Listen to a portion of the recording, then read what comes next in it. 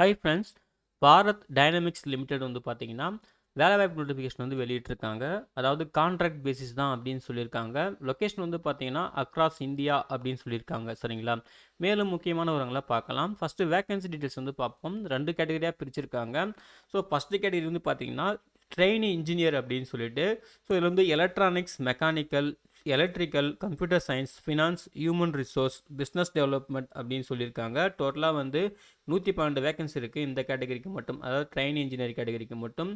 So ஒவ்வொரு போஸ்ட்டுக்கும் எவ்வளோ வேகன்சின்னு தனித்தனியாக கொடுத்துருக்காங்க. அந்த போஸ்ட்டில் ஒவ்வொரு கோட்டாக்கும் UR quota, EWS quota, OBC, SC, எஸ்டிக்கு வந்து எவ்வளோ வேகன்சின்னு சொல்லிட்டு தெளிவாக டேபிளில் கொடுத்துருக்காங்க. இங்கே செக் பண்ணிக்கலாம்.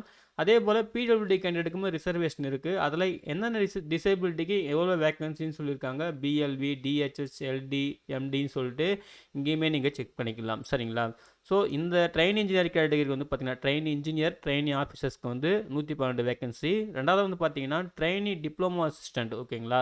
ட்ரெயினி டிப்ளமோ அசிஸ்டண்ட், அதுக்கப்புறம் ட்ரெயினி அசிஸ்டண்ட். ட்ரெயினி டிப்ளமோ அசிஸ்டண்ட்டில் electronics, mechanical, electrical, computer science சொல்லியிருக்காங்க.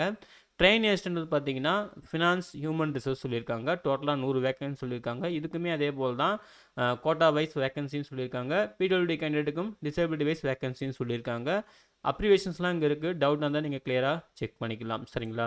அதுக்கப்புறம் வந்து பார்த்தீங்கன்னா, அப்பர் ஏஜ் லிமிட் வந்து 28 இயர்ஸ் அப்படின்னு சொல்லியிருக்காங்க. 10 ஆகஸ்ட் 2025 கணக்குப்படி. ஓகேங்களா? அதில் அப்பர் ஏஜ் லிமிட்டில் ரிலாக்ஸேஷன் இருக்குது. எஸ்சி எஸ்டிக்கு 5 இயர்ஸ், ஓபிசிக்கு 3 இயர்ஸ் அப்படின்னு சொல்லியிருக்காங்க. மேற்கொண்டு இங்கே போஸ்ட் வைஸ் வந்து பார்த்தீங்கன்னா, அப்பர் ஏஜ் லிமிட் வந்து என்ன இருக்கும், ஒவ்வொரு கோட்டா வைஸ்னு சொல்லிட்டு தெளிவாக கொடுத்துட்டாங்க. ஸோ இதையும் நீங்கள் செக் பண்ணிக்கலாம். UR quota, EWS quota, OBC, SC, எஸ்டிக்குன்னு சொல்லிட்டு ஸோ அப்பர் ஏஜ் லிமிட் வந்து தெளிவாக கொடுத்துருக்காங்க பாருங்கள். இங்கேயுமே நீங்கள் வந்து செக் பண்ணிக்கலாம். சரிங்களா? அது மினிமம் பார்த்தீங்கன்னா, யூஆர் கோட்டாக்கு 28லேருந்து எஸ்சி எஸ்டிக்கெலாம் 33, அதாவது ரிலாக்ஸேஷன் சேர்த்துங்க சொல்லியிருக்காங்க. எங்கேயுமே பார்த்துக்குங்க. சரிங்களா? அதுக்கப்புறம் இது வந்து ஒரு கான்ட்ராக்ட் பேசிஸ் இல்லையா? இனிஷியலாக உங்களுக்கு வந்து 1 இயர் இருக்கும். தேவைப்பட்டால் ஓகேங்களா, உங்கள் பர்ஃபார்மன்ஸ் அப்புறம் ரெக்யர்மெண்ட் அதை பொறுத்து வந்து பார்த்தீங்கன்னா எக்ஸ்டெண்ட் பண்ணலாம். மேக்ஸிமம் 4 இயர்ஸ் வரைக்கும் ஒர்க் இருக்கலாம் அப்படின்னு சொல்லியிருக்காங்க. அப்புறம் ஒவ்வொரு வருஷத்துக்கும் உங்களுக்கு வந்து ஒர்க் இருந்தால் எப்படி வந்து ரெனிமினேஷன் இருக்கும் அப்படின்னு சொல்லியிருக்காங்க. அதாவது பே ஸ்கேல். ஓகேங்களா? ஸோ ட்ரெயின் இன்ஜினியர், ட்ரெயின் ஆஃபீஸருக்கு வந்து பார்த்தீங்கன்னா 29,500 ஸ்டார்ட் ஆகுது. ஃபைனல் இயர் வந்து பார்த்தீங்கன்னா 38,500 வரைக்கும் ஒரு மாதத்துக்கு இருக்கும் அப்படின்னு சொல்லியிருக்காங்க. ட்ரெயினிங் டிப்ளமோ அசிஸ்டண்ட்டுக்கு வந்து பார்த்தீங்கன்னா 24,500 ஸ்டார்ட் ஆகுது. 29 வரைக்கும் ஃபைனல் இயரில் வந்து இருக்கும். அதாவது 4th இயர் வரைக்கும் இருக்கும் அப்படின்னு சொல்லியிருக்காங்க. சரிங்களா? ஸோ இங்கே வந்து நீங்கள் பே ஸ்கேல் வந்து செக் பண்ணிக்கலாம். அதுக்கப்புறம் அது கூட அடிஷ்னலாக வந்து பார்த்தீங்கன்னா உங்களுக்கு 10,000. ஓகேங்களா? 10,000 வந்து உங்களுக்கு வந்து ஆட் பண்ணுவோம் அப்படின்னு சொல்லியிருக்காங்க. இது வந்து பார்த்தீங்கன்னா extra allowance, medical insurance premium இந்த மாதிரி சொல்லிட்டு நாங்கள் ஆட் பண்ணுவோம். அதையுமே நீங்கள் வந்து யூஸ் பண்ணிக்கலாம்னு சொல்லியிருக்காங்க. எஜுகேஷன் குவாலிஃபிகேஷன் வந்து பாருங்கள். ட்ரெயின் இன்ஜினியருக்கு எல்லாமே பிஇ பிடெக் அவங்க என்ன டிசிப்ளின் சொல்லியிருக்காங்களோ அந்த டிசிப்ளினில் நீங்கள் வந்து பிஇ பிடெக் வந்து முடிச்சிருக்கணும். அப்புறம் ட்ரெயினி ஆஃபீஸர்ஸ்க்கு வந்து பார்த்தீங்கன்னா இந்த மாதிரி சிஎம்ஏ, சிஏ, எம்பிஏ வந்து படிச்சிருக்கணும்னு சொல்லியிருக்காங்க. போஸ்ட் கிராஜுவேட் டிப்ளமோ படிச்சிருக்கணும்னு சொல்லியிருக்காங்க. அதையும் வந்து செக் பண்ணிக்கோங்க. ட்ரெயின் ஆஃபீஸர்ஸ் ஹியூமன் ரிசோர்ஸ்க்கு வந்து பார்த்தீங்கன்னா அதே போல் தான் எம்பிஏ, போஸ்ட் கிராஜுவேட் டிப்ளமோ அப்படின்னு சொல்லியிருக்காங்க. அது ரிலேட்டாகவும் நீங்கள் படிச்சிருக்கலாம். இங்கே வந்து செக் பண்ணிக்கோங்க. ட்ரெயினி ஆஃபீஸர்ஸ் பிஸ்னஸ் டெவலப்மெண்ட்டுக்கு வந்து பார்த்தீங்கன்னா எம்பிஏ, போஸ்ட் கிராஜுவேட் டிப்ளமோ, அதுக்கப்புறம் அதுக்கு ரிலேட்டடாக கோர்ஸ் முடிச்சிருந்தாலுமே நீங்கள் வந்து அப்ளை பண்ணலாம்னு சொல்லியிருக்காங்க. அதே போல் நீங்கள் வந்து பர்சன்டேஜ் வந்து பார்த்தீங்கன்னா மினிமம் 55% அபோவ் ஸ்கோர் பண்ணியிருக்கணும். எஸ்சி எஸ்டி பிடபிள்யூடி கேண்டிடேட்டுக்கு மட்டும் 50+ அபோவ் ஸ்கோர் பண்ணியிருந்தாலே நீங்கள் வந்து அப்ளை பண்ணலாம், எலிஜிபிள் அப்படின்னு சொல்லியிருக்காங்க. அப்புறம் ட்ரெயினி டிப்ளமோ அசிஸ்டண்ட்டுக்கு வந்து அவங்க சொல்லியிருக்கிற டிசிப்ளின் நீங்கள் 3 இயர்ஸ் டிப்ளமோ கோர்ஸ் முடிச்சிருக்கணும்னு சொல்லியிருக்காங்க. ஸோ எலக்ட்ரானிக்ஸ்னால் எலக்ட்ரானிக்ஸ் சார்ந்த டிபார்ட்மெண்ட். சரிங்களா? Electronics communication, electronics and instrumentation, automation, robotics ஃபங்க்ஷனெல்லாம் அப்ளை பண்ணலாம். மெக்கானிக்கலும் அதே போல் தான். மெக்கானிக்கல் சார்ந்த டிபார்ட்மெண்ட் ஆட்டோமேஷன், ரோபோட்டிக்ஸ், ப்ரொடக்ஷன் முடிச்சிருந்தாலுமே அப்ளை பண்ணலாம்னு சொல்லியிருக்காங்க. எலக்ட்ரிக்கலும் அதே போல் தான். எலக்ட்ரிக்கல் அண்ட் எலக்ட்ரானிக்ஸ் சொல்லிட்டு இண்டஸ்ட்ரியல் எலக்ட்ரானிக்ஸ் சொல்லிட்டு சொல்லியிருக்காங்க. ஸோ இந்த கோர்ஸ் முடிச்சாலும் நீங்கள் அப்ளை பண்ணலாம். அதாவது டிப்ளமோ முடிச்சிருக்கணும் 3 இயர்ஸ். ஓகேங்களா? அதுக்கப்புறம் வந்து பார்த்தீங்கன்னா கம்ப்யூட்டர் சயின்ஸ் ரிலேட்டடாக பிசிஏ, பிஎஸ்சி கம்ப்யூட்டர் சயின்ஸ் முடிச்சிருந்தாலும் அப்ளை பண்ணலாம். இல்லை நீங்கள் 3 இயர்ஸ் டிப்ளமோ முடிச்சிருந்தாலுமே அப்ளை பண்ணலாம், அதாவது கம்ப்யூட்டர் சயின்ஸில். சரிங்களா? அதுக்கப்புறம் ட்ரெயினி ஃபினான்ஸுக்கு வந்து பார்த்தீங்கன்னா டிகிரி இன் அதாவது காமர்ஸ், பிகாம் முடித்தவங்க, பிஸ்னஸ் அட்மினிஸ்ட்ரேஷன் பிபிஏ முடித்தவங்கலாம் அப்ளை பண்ணலாம். 6 மந்த் கம்ப்யூட்டர் கோர்ஸ் முடிச்சிருக்கணும் அது கூட அப்படின்னு சொல்லியிருக்காங்க. ஓகேங்களா? அதையும் வந்து பார்த்துங்க. அல்லது நீங்கள் வந்து எனி டிகிரி இன் சயின்ஸு, சரிங்களா, எனி டிகிரி இன் சயின்ஸில் முடிச்சிருந்தாலும் இல்லை எக்கனாமிக்ஸில் முடிச்சிருந்தாலும் நீங்கள் அப்ளை பண்ணலாம். ஆனால் நீங்கள் வந்து 1 year diploma course in financial மேனேஜ்மெண்ட்டில் வந்து முடிச்சிருக்கணும். மினிமம் 6 மந்த் கம்ப்யூட்டர் கோர்ஸ் வந்து பார்த்தீங்கன்னா நீங்கள் வந்து கம்ப்ளீட் பண்ணியிருக்கணும் அப்படின்னு சொல்லியிருக்காங்க. சரிங்களா? அதுக்கப்புறம் ட்ரெயினி அசிஸ்டன்ட் ஹியூமன் ரிசோர்ஸ்க்கு வந்து பார்த்தீங்கன்னா, நீங்கள் டிகிரி இன் பிஸ்னஸ் அட்மினிஸ்ட்ரேஷன் இந்த பிபிஏ அந்த மாதிரிலாம் முடிச்சிருக்கணும். Social welfare, PM and IR அப்படின்னு சொல்லிட்டு இதில் டிபார்ட்மெண்ட் சொல்லியிருக்காங்க. அதையும் நீங்கள் செக் பண்ணிக்கலாம். அது கூட 6 மந்த் கம்ப்யூட்டர் கோர்ஸ் கண்டிப்பாக முடிச்சிருக்கணும்.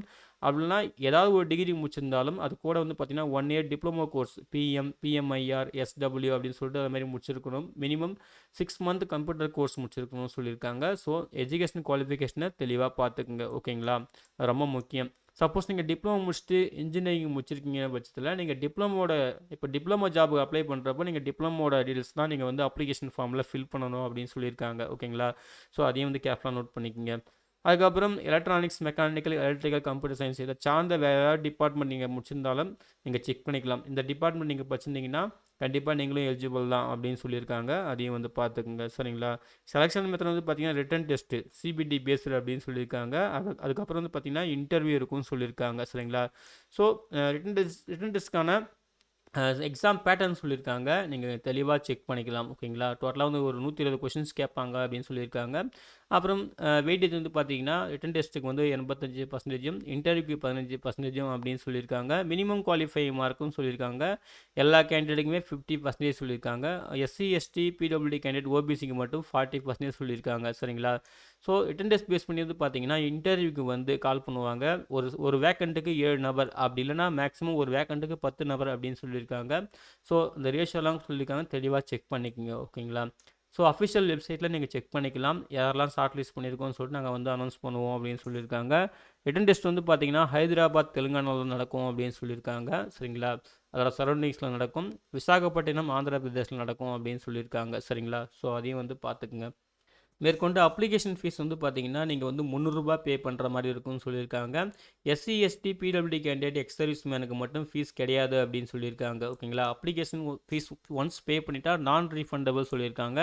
இந்தியன் சிட்டிசன்ஸ் யார் வேணாலும் அப்ளை பண்ணலாம்னு சொல்லியிருக்காங்க. ட்ராவலிங் அலவன்ஸ்லாம் வந்து நாங்கள் எதுவும் கொடுக்க மாட்டோம். ரெக்ரூட்மெண்ட் ப்ராசஸ் அப்போ நீங்களே உங்கள் ஓன் அரேஞ்ச்மெண்ட்டில் பார்த்துக்கணும்னு சொல்லியிருக்காங்க. சரிங்களா? அப்பாயின்மெண்ட் வந்து பார்த்தீங்கன்னா கேரக்டர் அசஸ்மெண்ட்டு, எக்ஸ்பீரியன்ஸ் சர்டிஃபிகேட்டு, அதுக்கப்புறம் ஃபஸ்ட் நாள் கேட்டர்னு சொல்லிட்டு எல்லாத்தையும் செக் பண்ணிட்டு தான் நாங்கள் தருவோம் அப்படின்னு சொல்லியிருக்காங்க. Appointment order. ஓகேங்களா? ஒன்லி ஆன்லைன் மோடு தான் நீங்கள் வந்து அப்ளை பண்ணுற மாதிரி இருக்கும்னு சொல்லியிருக்காங்க. ஒரு கேண்டிடேட் ஒரு போஸ்ட்டுக்கு தான் அப்ளை பண்ணணும்னு சொல்லியிருக்காங்க. கண்டிப்பாக குட் கம்யூனிகேஷன் ஸ்கில்ஸ் இருக்கணும்னு சொல்லியிருக்காங்க. சரிங்களா? ஸோ வெப்சைட் லிங்க்குமே கொடுத்துருக்காங்க. அப்ளை பண்ணுறதுக்கான ப்ரொசீஜர் கொடுத்துருக்காங்க. ஆன்லைன் அப்ளிகேஷன் ஃபில் பண்ணும்போது என்னென்ன டாக்குமெண்ட் ரெடியாக வச்சுக்கணும்னு சொல்லிட்டு இங்கே லிஸ்ட்டு கொடுத்துருக்காங்க பாருங்கள். செக் பண்ணிக்கோங்க. அப்புறம் முக்கியமான தேதிகள் பார்த்தீங்கன்னா 17 ஜூலை அப்போவே ஸ்டார்ட் பண்ணிட்டாங்க. 10 ஆகஸ்ட் 2025 தான் லாஸ்ட் டேட்டு. அட்மிட் கார்டு வந்து பார்த்தீங்கன்னா 18 ஆகஸ்ட்டில் வந்து டவுன்லோட் பண்ணுற மாதிரி இருக்கும். எக்ஸாம் டேட் வந்து பார்த்தீங்கன்னா டென்டேட்டிவ்னு சொல்லியிருக்காங்க. 24 ஆகஸ்ட் 2025ன்னு சொல்லியிருக்காங்க. வெப்சைட் லிங்க்லாம் கொடுத்துருக்காங்க. உங்களுக்கு ஏதாவது கொரிஸ் இருந்துச்சுன்னா ஸோ மெயில் ஐடி கொடுத்துருக்காங்க. அந்த மெயிலுக்கு நீங்கள் ரைட் பண்ணலாம் அப்படின்னு சொல்லியிருக்காங்க. ஸோ அவ்வளோதான் ஃப்ரெண்ட்ஸ். இதுதான் வந்து பார்த்தீங்கன்னா பாரத் டைனமிக்ஸ் லிமிடெட் பிடிஎல் நிறுவனம் அறிவிச்சிருந்த கான்ட்ராக்ட் போஸ்ட் வேலைக்கான முக்கியமான விவரங்கள். சரிங்களா? நோட்டிஃபிகேஷனையும் கிளியராக பாருங்கள். பார்த்துட்டு ஆன்லைனில் மிஸ்டேக் இல்லாமல் அப்ளை பண்ணுங்கள். இந்த நோட்டிஃபிகேஷன் டவுன்லோட் பண்ணுறதுக்கான லிங்க்கையும் ஆன்லைனில் அப்ளை பண்ணுறதுக்கான லிங்க்கையும் இந்த வீடியோ டிஸ்கிரிப்ஷனில் தரேன். செக் பண்ணி நீங்களும் யூஸ் பண்ணிக்கங்க. சரிங்களா? தேங்க்யூ.